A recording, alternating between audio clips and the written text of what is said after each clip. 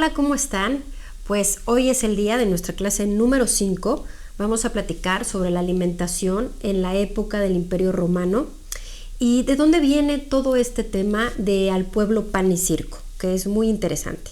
Entonces, bueno, pues les platico que en Roma, no exactamente en esa ciudad, sino en lo que era la península, lo que hoy es Italia, toda esa zona es sumamente fértil y lo ha sido desde hace muchos años. Entonces, en toda esta zona tenían una producción agrícola muy eficiente y eso dio lugar primeramente a que pues el pueblo pudiera sembrar, tenían los campesinos sus huertos propios y al mismo tiempo había muchísima producción de cereales, principalmente de trigo. Toda esta zona tenía una producción que comparada con la de otras regiones podía llegar a ser 10 o hasta 15 veces lo que se producía en el Medio Oriente, por ejemplo. Entonces tenían una cantidad excedente muy importante de cereales y lo que sucedió fue que en un principio pues lo que eran los grupos de campesinos sembraban,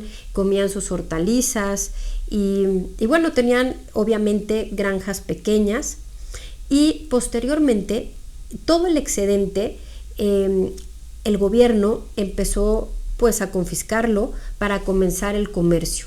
Entonces ya en la época del Imperio Romano hubo un comercio importante de alimentos con las regiones que estaban alrededor y pues el tema del trigo, que fue básico en este momento, porque algo que hizo el Imperio Romano, el gobierno, que era el Estado, fue confiscar los excedentes de cereales, principalmente de trigo, para podérselo dar al pueblo en periodos de hambruna o cuando no había buenas cosechas o buen clima. Sin embargo, también el Imperio Romano utilizó el trigo como tal para poder conquistar a los territorios que estaban alrededor, sobre todo los que tenían pues condiciones más áridas y que la agricultura, la siembra y las cosechas no eran como las que tenían ellos en Italia, en la zona de Roma.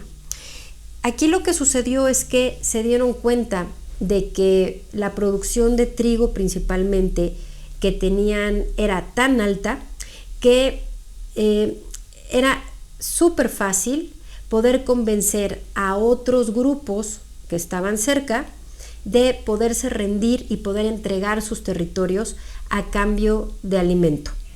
Entonces, fue un poco la forma en la que el Imperio Romano utilizó tanto al mismo pueblo para alistarse en los ejércitos como los ejércitos para poder conquistar. Ahora, ¿por qué el trigo? ¿Por qué el pan? Bueno, pues en esa época no había hornos en las casas, sino que las personas podían sembrarlo, podían tal vez molerlo en molinos de piedra, pero después tenían que ir con el panadero, que era el que tenía los hornos, para poder transformarlo y hacer pan. Entonces, no cualquier persona tenía acceso para poder comer el pan como se preparaba ya, como más parecido a como lo conocemos ahora. Ahora, el pan tiene una sustancia, el trigo principalmente, que es el gluten. Muchos de ustedes seguramente han escuchado sobre el gluten. Es un aminoácido que ha evolucionado genéticamente muchas veces más que la capacidad que ha tenido el ser humano para evolucionar genéticamente y poderlo digerir o poderlo descomponer. Entonces, se ha hablado mucho sobre el gluten, específicamente el problema que hay con este cereal y todos los demás que también tienen estos aminoácidos, es que lo que sucede es que en el cerebro se convierte en un opiáceo. Eso es como una droga. Eso es lo que lo hace sumamente adictivo, al mismo tiempo de que también hoy sabemos que no nos permite o no permite que nuestro cerebro y todas las funciones cognitivas, conductuales, la toma de decisiones sea la mejor.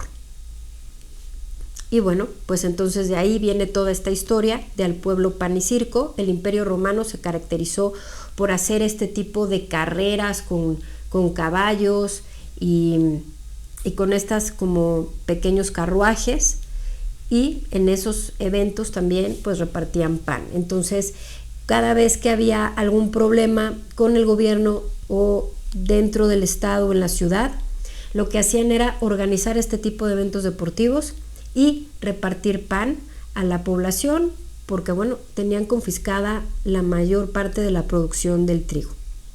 Entonces pues esto se los platico hoy porque hoy en día el trigo es un cereal que es prácticamente la base de la alimentación de un porcentaje muy alto de la población mundial. Y no solamente el problema con el trigo es que el gluten que contiene ha mutado muchísimas veces, lo que lo hace muy difícil de digerir, que el gluten también tiene un efecto que es como una droga en el cerebro, pero obviamente hay más. Todo el proceso de industrialización del trigo ha resultado sumamente tóxico para lo que es el sistema digestivo y cómo funcionan las vellosidades intestinales. Y si a esto le sumamos que además los principales grupos de parásitos se alimentan de cadenas de carbono, pues hablamos de que el pan va a alimentar a muchísimos parásitos que a la vez son causa de múltiples enfermedades. Entonces, pues bueno, esto es un poquito de la historia de dónde viene el tema del pan y cómo se ha utilizado a lo largo de los años para poder controlarnos, para poder controlar a la población de forma masiva. Los veo en la próxima clase.